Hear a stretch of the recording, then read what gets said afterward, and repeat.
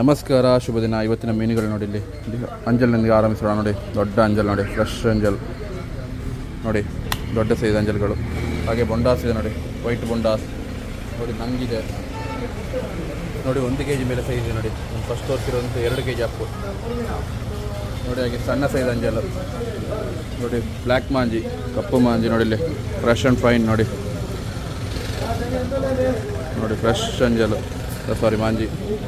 ಹಾಗೆ ಬಿಳಿ ಇಟ್ಟಿದೆ ನೋಡಿ. ನೋಡಿ ಕೊಡ್ಡ ಈ ಕಲ್ಲೂರು ಮಿಕ್ಸ್ ನೋಡಿ. ಹಾಗೆ ಕಾಂಡ ಇದೆ